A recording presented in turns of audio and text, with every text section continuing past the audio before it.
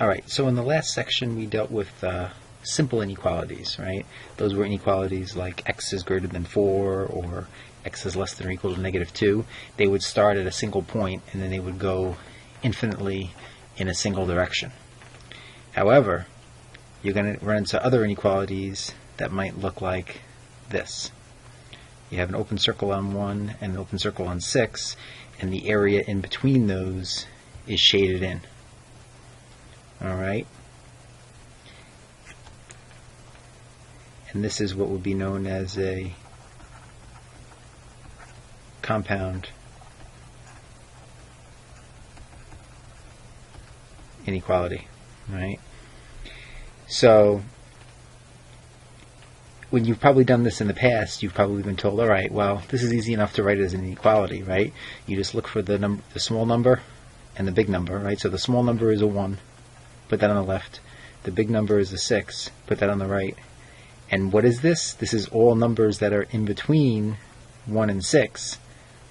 And the idea here was that since you were going from least to greatest, you would put less than signs between those. So what you're saying here is that 1 is less than x, but at the same time, x is less than 6.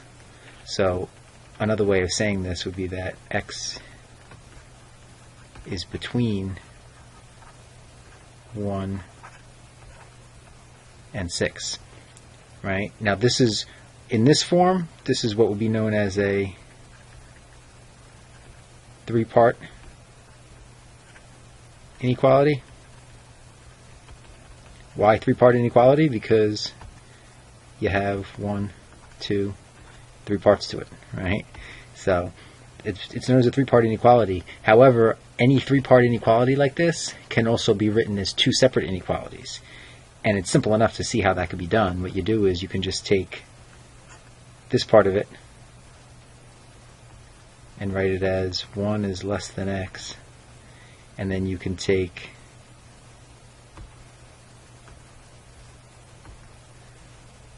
this part of it, x is less than 6, and then you just connect those with the word and, right? So another way of writing a three-part inequality would be to write it as two simple inequalities with the word and between them, okay? And of course, you probably wouldn't see it written as 1 is less than x. They would probably reverse it and write it as x is greater than 1 and x is less than 6. Because generally, when you write simple inequalities like that, the customary way of writing it is to write the variable on the left-hand side, right?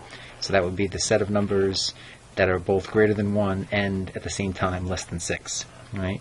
And these are fairly straightforward to put in interval notation. You just got to remember that the open circle corresponds to a parenthesis, right? And the closed circle corresponded to a bracket. So in interval notation, this would just be written as 1, 6, right? Remember, it's always smaller number, comma, bigger number, smaller number, comma, bigger number, excuse me, and then put parentheses on each end because the numbers aren't included, right? And you might look at that and you might say, hey, that looks just like an ordered pair. True, it does. It's just all about the context, right? So it depends on the context, the way that you're going to interpret it. Now, if we were dealing with, graphing problems and things like that, right, coordinate planes, you might look at that like it's the point 1,6. But in this context, we're looking at it as an interval. So it's the interval from 1 to 6. Okay? And what I do here is I just give you a little process for writing the and inequalities in interval notation, right? What do? You identify the smallest number in the set or the largest number just outside the set. Now you say, what the heck does that mean there? I'll show you what it means. If I had something like 4 is less than x is less than or equal to 6, what's the smallest number in there? It isn't 4, right? Because 4 is not in the set. So 4 is actually the largest number just outside the set. Okay, so 4 is the largest number just outside the set, right? There is no smallest number in there. I mean, you could say the smallest number in there is 4.0001, But then someone else could say, no, it's 4.00001, so there's no smallest number in there. So what you would do with this is you would just turn this into the interval from 4 to 6. The difference between the 4 and the 6, however, is that the 4 is not included in the set, so the 4 gets the parenthesis, whereas the 6 is included in the set, so the 6 gets the bracket. Right? So what it comes down to is that parenthesis equals, not included. I almost wrote included there. Parenthesis means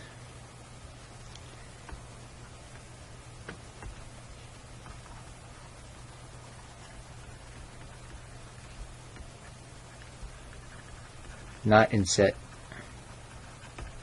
Bracket would mean is in the set. So in this case, the 4 gets a parenthesis, it's not in the set. The 6 gets a bracket, it is in the set. Okay?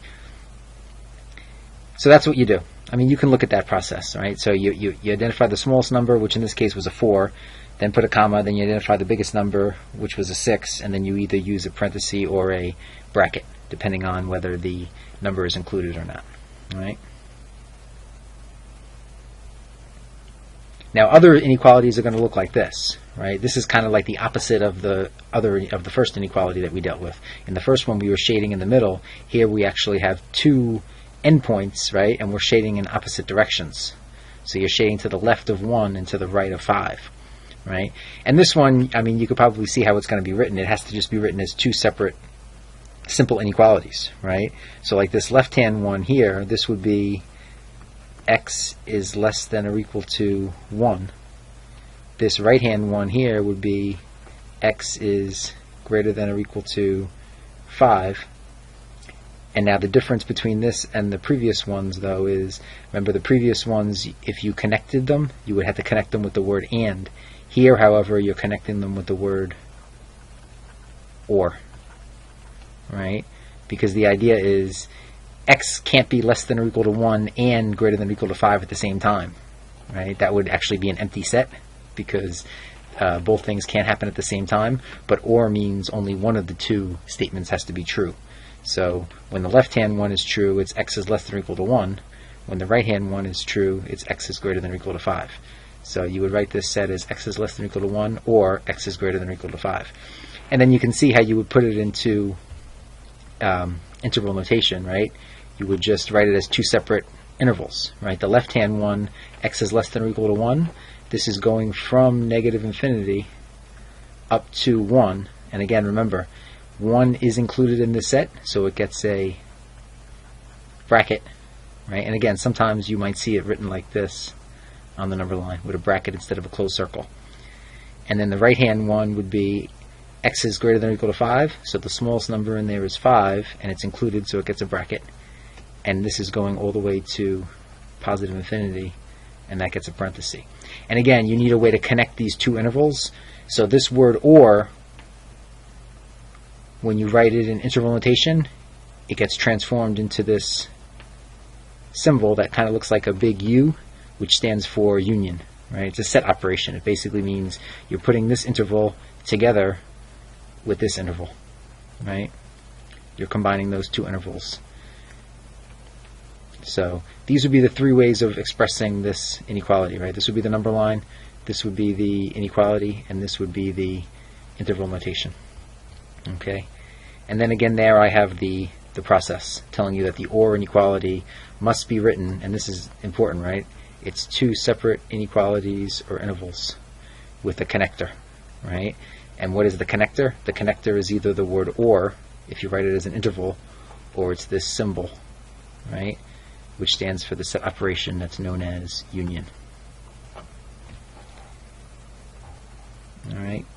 So just a little bit of practice here. How do you express the following sets in inequality form, interval notation, and on number lines? All right. And I mean, chances are this is the kind of question that you would see on like a quiz or a test. You'd probably have this, like you get this table given to you, and in each row, one of the three forms is filled in, and you just have to fill in the other two.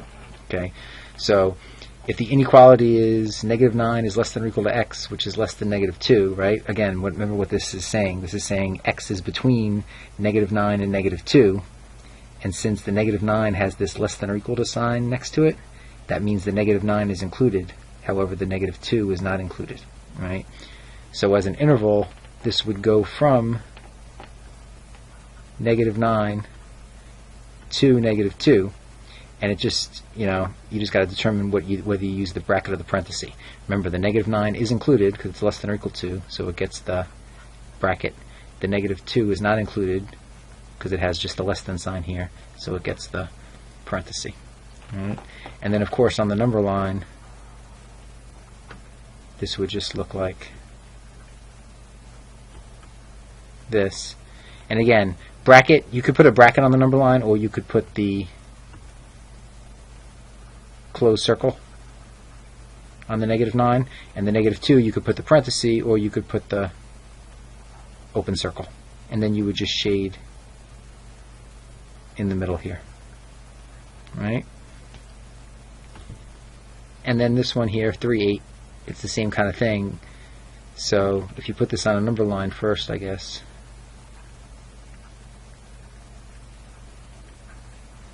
parentheses, remember, again, you can put parentheses on the number line, or remember that the parentheses correspond to open circles, and then you would just shade in the middle here.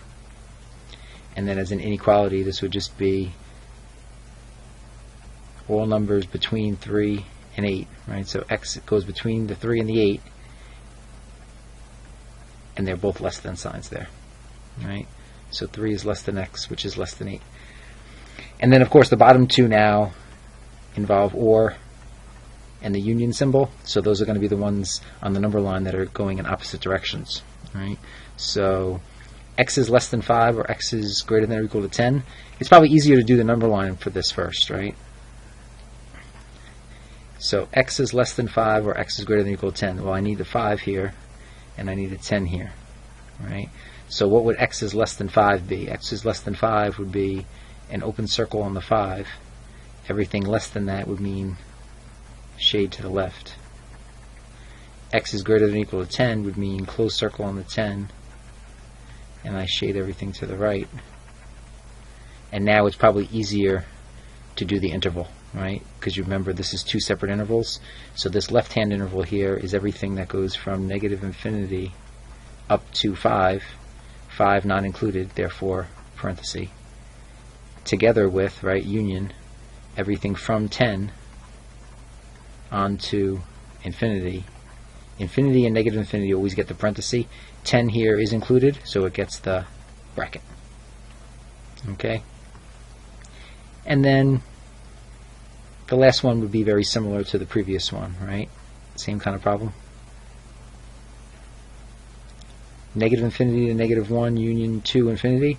So you have a -1 and you've got a 2.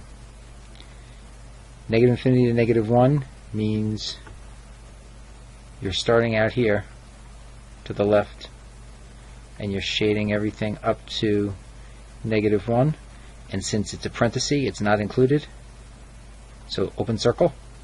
And then you're going from 2 on to infinity, so you shade this right hand arrow, and the 2 gets a bracket in this case, meaning it is included, so it gets a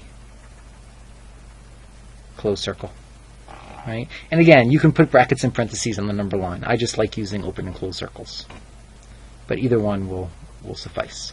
Okay, so that would be writing the compound inequalities in the three different forms, right? In the inequality form, the interval form, and the number line.